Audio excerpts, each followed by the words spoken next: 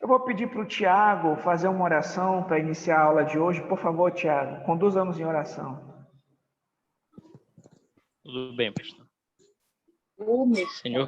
Senhor querido Deus, amado Pai, diante da Tua presença, Senhor, nós nos colocamos neste momento em oração, pedindo, Senhor Deus, que Tu venha iluminar, Senhor, dar sabedoria, Senhor Deus, ao pastor Angelim, para que conduza esta aula, Senhor Deus, e por meio do Teu Espírito Santo, Senhor, que Tu venha iluminar as nossas mentes, Senhor Deus, e o nosso entendimento para compreender as Tuas verdades, Pai, contidas na Tua palavra, Senhor.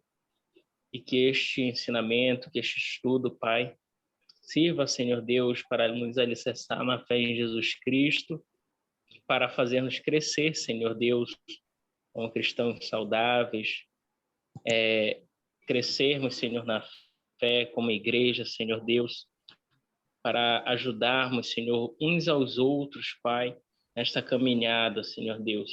Senhor, em nome de Jesus eu te peço, por meio do Teu Espírito, Tu guia esta aula, Senhor Deus, e que tudo seja feito para a honra e glória do Teu nome, Senhor. Em nome de Jesus eu te peço. Amém. Amém. Vamos lá então, meus irmãos. Nós estamos ainda lidando com o capítulo 1, que tem como título Valorize, né, as Sagradas Escrituras, né, valorize a Bíblia.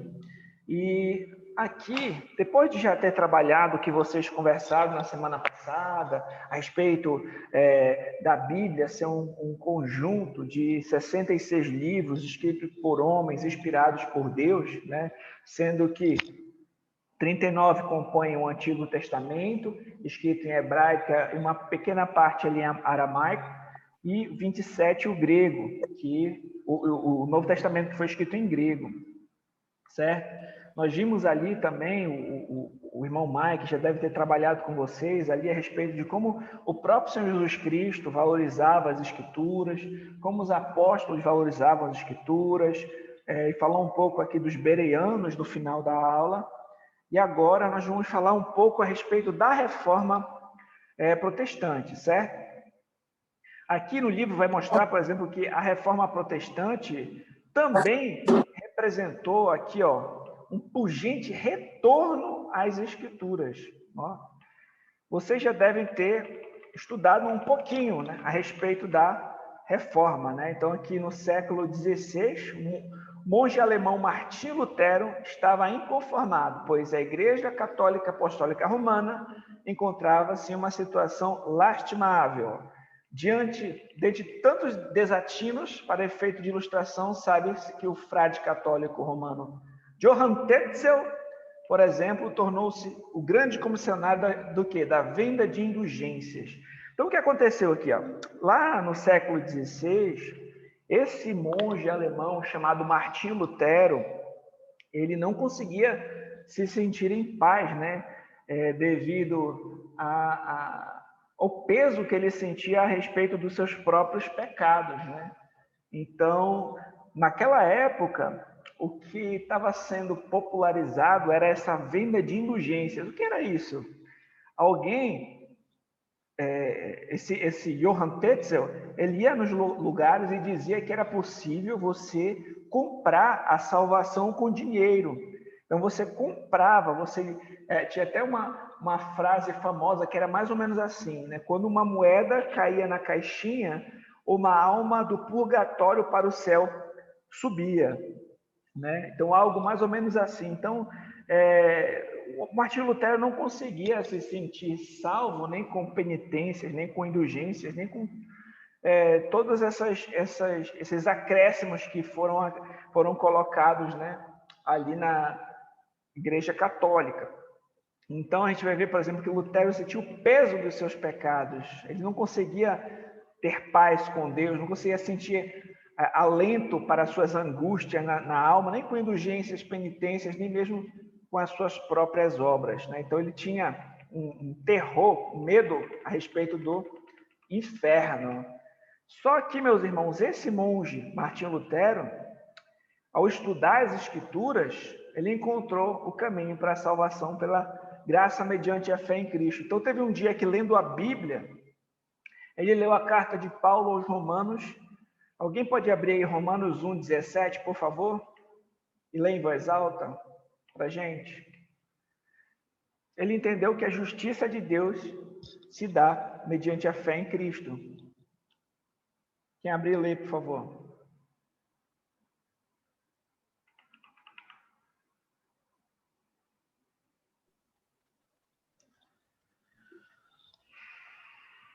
Pode ler, pastor? Pode ler.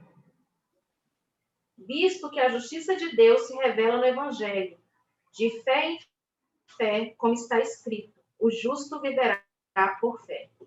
Pois é, então aqui, Martinho Lutero, lendo esse versículo, o Senhor abriu os seus olhos, né? O Senhor iluminou seu entendimento, então ele compreendeu que a salvação não se dá por indulgências, não é, a gente não compra a nossa salvação com dinheiro, a gente não compra um ticket para o céu com o nosso dinheiro, não são as nossas obras, não são as nossas penitências, nem nada disso.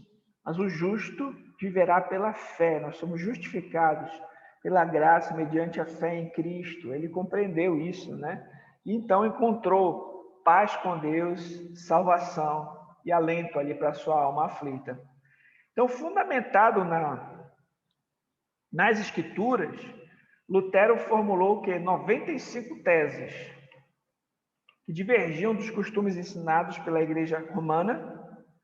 Inicialmente, essas teses elas iam contrapor exatamente isso que a gente falou, que eram as vendas de indulgências. Então, principalmente isso. Tinham outros costumes também que foram acrescentados ao longo dos séculos, né, na Igreja Católica Apostólica Romana, mas as 95 teses eram principalmente combatendo ali, questionando a venda de indulgências.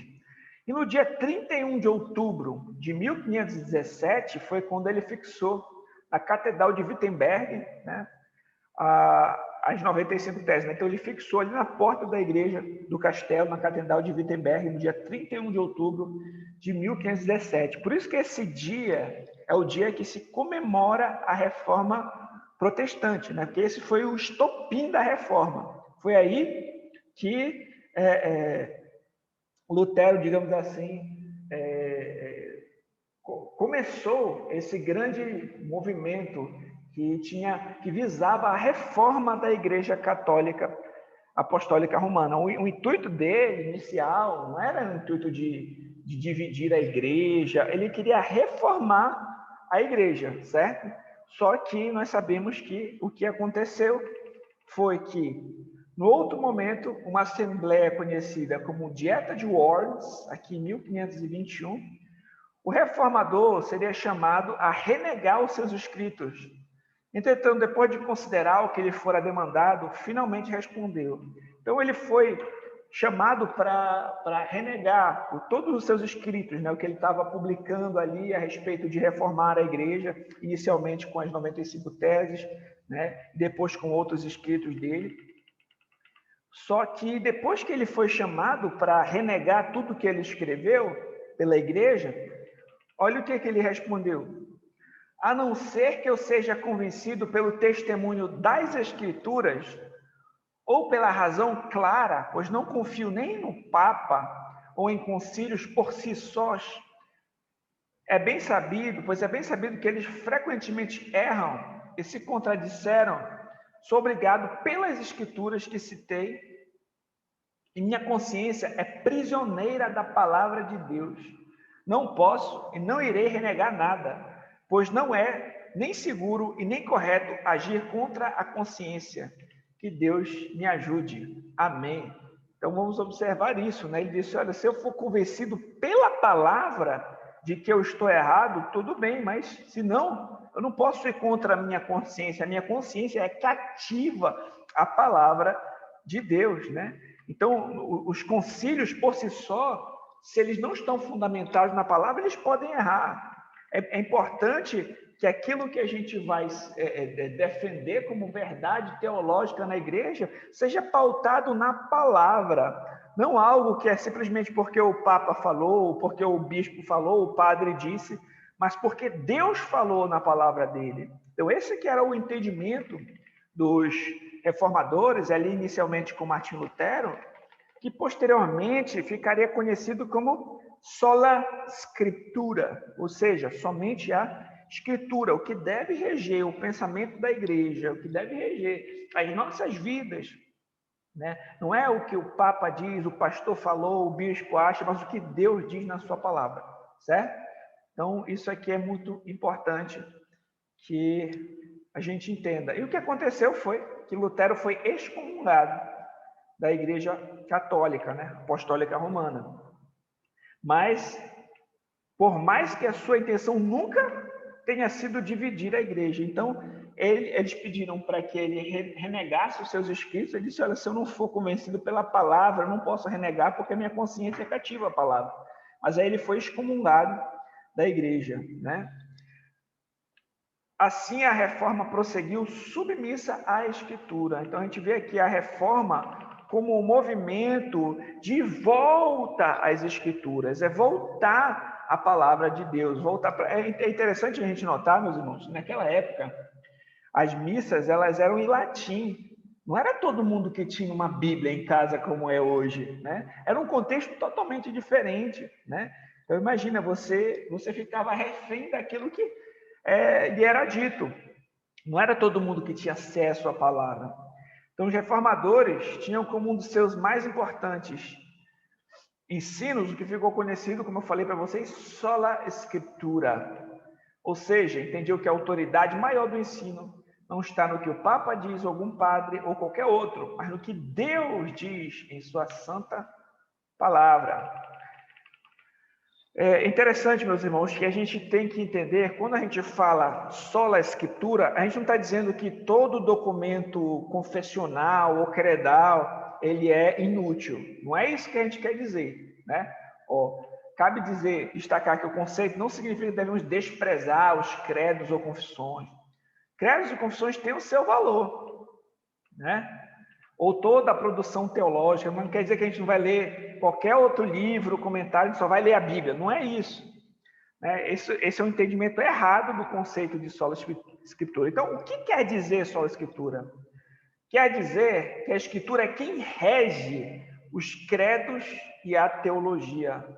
Ela é a norma que conduz os documentos confessionais da igreja ou qualquer produção teológica, ou seja, a escritura é o crivo pelo qual a gente vai checar os documentos credais.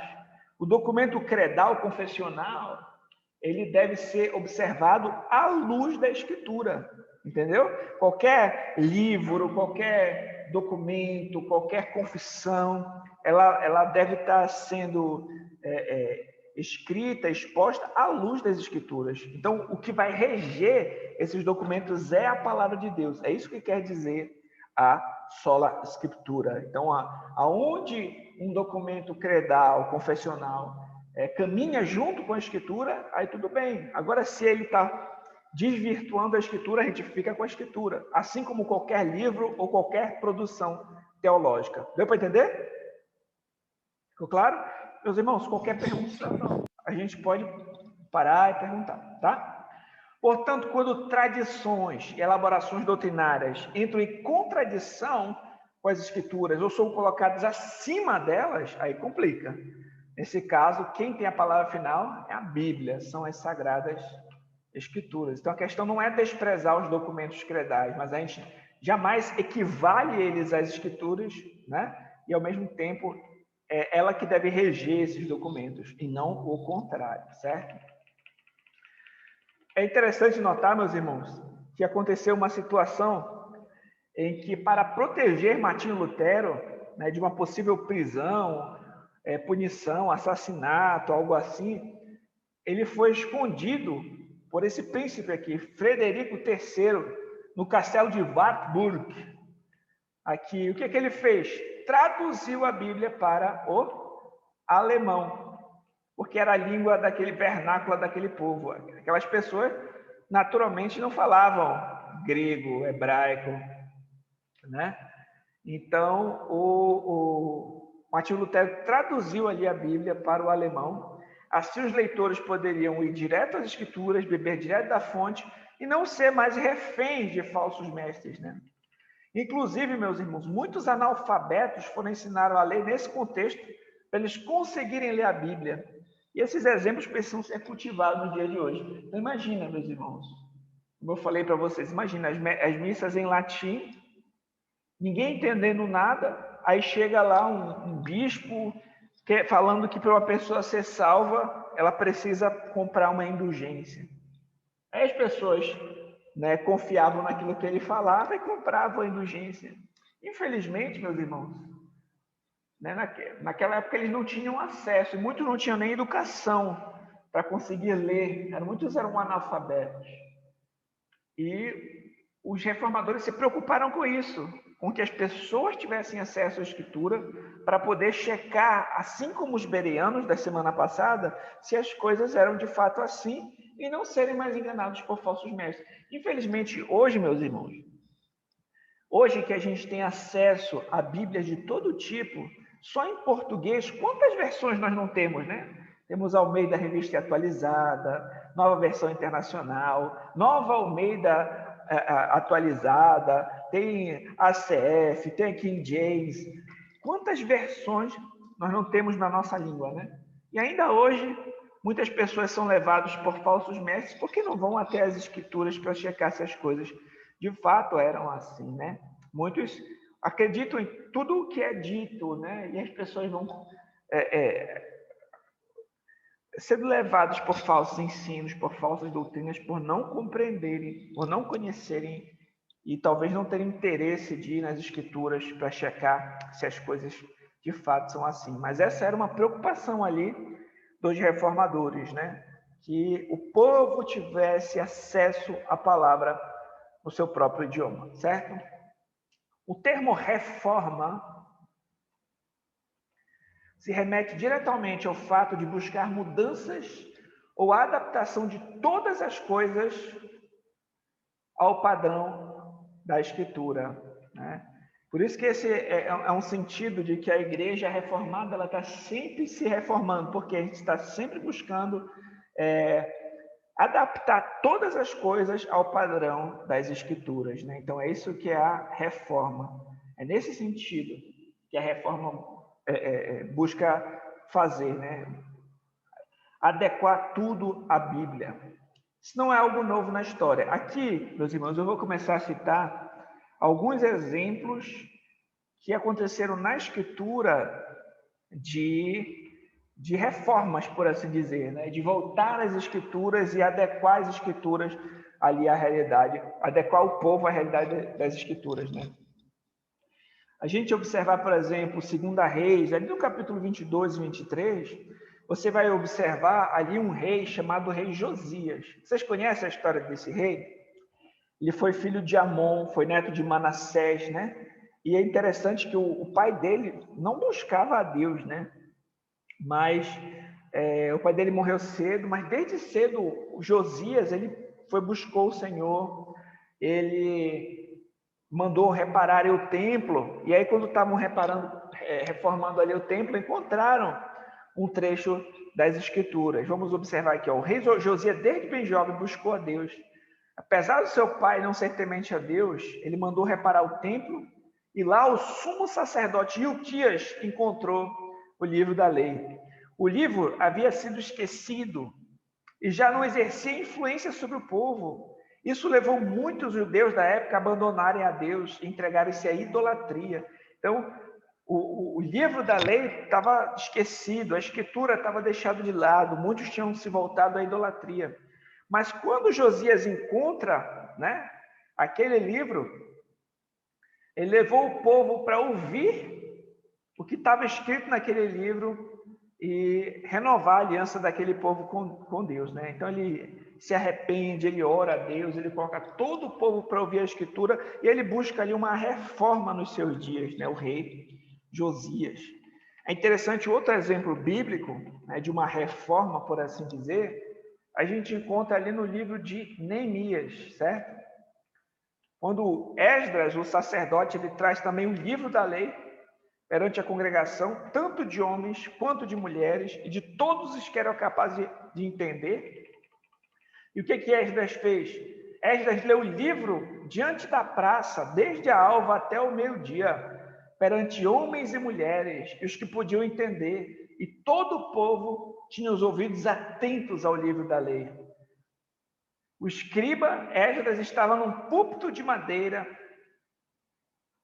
que fizeram para aquele fim. Aí o texto diz: ele bendisse ao Senhor, o grande Deus, e todo o povo respondeu: amém, amém. E levantando as mãos, inclinavam-se e adoravam o Senhor com o rosto em terra. É notável que o texto diz que os levitas leram o livro da lei, aqui, claramente dando explicações de maneira que entendesse o que se lia. Isso aqui é muito interessante, né? Eles liam e explicavam de maneira que as pessoas entendessem aquilo que estava sendo lido. Então aqui a gente vê também um outro exemplo de reforma, botar todo mundo para ouvir a palavra de Deus, a Bíblia, o livro da lei de Deus, a escritura que eles tinham na época. Era lida e era explicada de uma maneira clara, que as pessoas pudessem, né, compreender. E é basicamente isso, meus irmãos, que a gente tenta fazer hoje em dia numa pregação expositiva. É porque esse também é um dos nossos objetivos na igreja, de pregar a Bíblia expositivamente, de ler a Escritura, explicar a Escritura e aplicar a Escritura para os irmãos, né? Por isso que a gente segue esse modelo de pregação, porque Deus prometeu abençoar a sua palavra. É a sua palavra que tem autoridade, não as ideias do pregador. Então, a gente vai ler a Escritura no seu contexto, né, tentar esclarecer o que está sendo exposto e aplicar aquelas verdades na vida da igreja nos dias de hoje. Então, notamos em todos esses relatos quão poderosa é a autoridade desses escritos, quão grandiosos feitos pode realizar, e como é perigoso menosprezá-los. No nosso próximo tópico aqui, a gente vai falar sobre o perigo de negociar a autoridade das Escrituras. A gente já falou aqui bastante sobre a inspiração das Escrituras, sobre como o Senhor Jesus Cristo valorizou as Escrituras, os apóstolos, os bereanos, como na Reforma Protestante isso foi muito importante, esse movimento de voltar às Escrituras, como isso aconteceu biblicamente também, e quando também a Escritura parou de exercer influência sobre o povo, como isso também afetou aquele povo, levando-os à idolatria. E agora a gente vai falar um pouco sobre o perigo da negligência, né? Porque, meus irmãos, para nós cristãos, a autoridade das Escrituras é um ponto que é inegociável. Nós temos que ter cuidado com aqueles que desprezam a inspiração das Escrituras, observando-as apenas como um livro mitológico ou uma ficção qualquer. Vocês já ouviram falar a respeito do liberalismo teológico, meus irmãos? Vocês já ouviram falar nisso? Isso aqui é algo muito perigoso, meus irmãos. Infelizmente, eu tive já uma experiência muito ruim relacionada a isso. Em um determinado seminário que eu estava assistindo uma aula, eu comecei a observar um professor que estava falando umas coisas assim que não estava combinando muito com as Escrituras, sabe? Aí eu perguntei para ele: mas professor, e a inerrância das Escrituras? Aí ele falou: eu não acredito na inerrância. Eu disse: poxa, então um professor que não acredita na inerrância das Escrituras, não acredita na inspiração das Escrituras, é um professor liberal, né? É alguém que foi assim cooptado aí por esse liberalismo teológico. Olha, a gente tem mais 10 minutos aqui e vai cair, eu vou enviar outro link daqui a pouco, tá bom? Então vamos lá. No século XVIII, aqui já um pouco mais para frente, vocês devem ter ouvido falar a respeito do iluminismo, né, que foi um movimento que propunha a razão, a lógica, a ciência, com fundamento de todas as coisas. E ao mesmo tempo, com o enfraquecimento da teologia ortodoxa, esse ceticismo trouxe consigo uma resposta teológica liberal, ou seja, O iluminismo visava a lógica, a ciência, a razão como fonte principal de todas as coisas, né? Isso também acabou entrando nos seminários, né, nas academias teológicas. E trouxe o iluminismo trouxe consigo uma resposta teológica liberal. Ou seja, quando você vai observar a Bíblia com essas lentes, né, de entendendo assim, não, olha, só o que existe é o que pode ser provado cientificamente, é aquilo que é racional, que é lógico. Então, se for algo que a gente não pode provar, né, cientificamente, se for algo que não pode, né, que foge da nossa racionalidade, que vai além daquilo que é natural, né, então nós não temos como crer. Então, quando você vai até a Bíblia com essas lentes, quando você chega lá e fala, a Bíblia que fala que Jesus ressuscitou, ou que Jesus multiplicou pães e peixes, ou que Jesus andou sobre as águas, eles vão observar essas escrituras sem crer mais nesses milagres, vão tentar dar uma outra resposta a esses milagres, dizendo que foi outra coisa que aconteceu ali, né? Ou vão dizer que a Bíblia é cheia de mitos, ou é uma ficção qualquer. Então, o liberalismo teológico ele afetou muito, primeiramente, a academia, os seminários teológicos, e posteriormente as igrejas, porque os pastores eram formados nesses seminários. Imagina, o pessoal chega no seminário e entende que a Bíblia é só um monte de histórias fantasiosas, né, que é como se fossem mitos, ficção. Então, quando você forma um pastor nesse nível, que já não acredita mais em pecado, que não acredita mais, né, na divindade de Cristo, que não acredita mais em milagre, você mata a igreja, né? Então, foi isso que aconteceu na Europa. Né? Grande parte do continente europeu foi devastado pelo liberalismo teológico, levando muitos a duvidarem da veracidade dos milagres contidos nas Escrituras.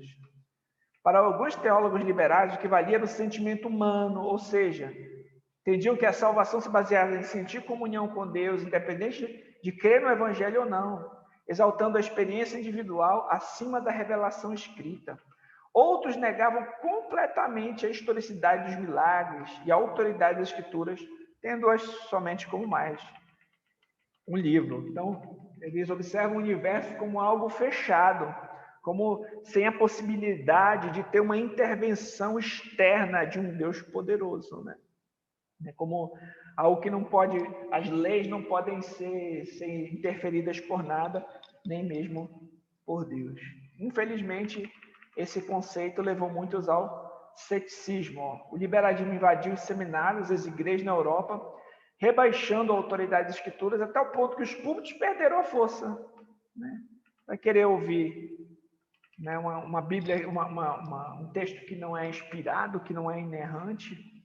Então, consequentemente, o continente europeu, que foi berço de grandes avivamentos, hoje é considerado pós-cristão. Você vai observar lá, meus irmãos, na Europa, muitas belas catedrais enfeitando as cidades, mas pouquíssimos membros, né, sendo destinadas a fins distintos. Por exemplo, você vai ver que muitos prédios que antes abrigavam as igrejas, hoje se tornaram bares, museus, né, shopping centers, essas coisas, como meros monumentos de uma época distante daquele povo. Então há uma frieza, né, muito grande, né, por conta, ocorreu uma frieza muito grande por conta dessa invasão liberal, né, na Europa. Não podemos deixar isso acontecer conosco, pelo contrário, nós precisamos voltar às Escrituras com a mais alta consideração, encontrar nelas luz para o nosso caminhar, alimento para as nossas almas, crendo que, de fato, quando lemos a Bíblia, estamos lendo a palavra de Deus, certo? Então, a gente tem que tomar muito cuidado com qualquer um, meus irmãos, que despreza a autoridade das Escrituras. Quando alguém chega aí para querer dizer que a Bíblia é insuficiente, que a Bíblia tem que ser atualizada, que a Bíblia não é inerrante, Tome muito cuidado, né? Você pode estar lidando ali com um teólogo liberal, né? Ou com tendências liberais. Então, tome muito cuidado. A gente tem, meus irmãos, a gente tem acesso à internet. Vocês podem acabar pesquisando aí na internet, procurando tantas coisas. Tome cuidado com aquilo que vocês escutam, com quem é que são as pessoas que vocês estão ouvindo, porque pode ter gente, né, com tendências bem ruins ali proclamando, né, tipo, destilando o seu veneno aí nas redes, no YouTube, né, nos livros. Cuidado. Então, sempre tenha como crivo as Escrituras, e assim como Cristo, como Paulo, como os apóstolos, como os reformadores, como os bereanos, valorize as Escrituras, né? Tenha a Escritura como, de fato, palavra de Deus, como a luz para o seu caminhar, como alimento para a sua alma, sabendo que quando você lê a Bíblia, você está lendo a inspirada, inerrante palavra de Deus. Certo, meus irmãos? Amém. Vamos fazer aqui o seguinte, eu vou agora dar uma pausa e vou mandar um outro link para o grupo, certo? Para a gente ter mais 40 minutos de tempo, tá bom? Tá bom, pastor.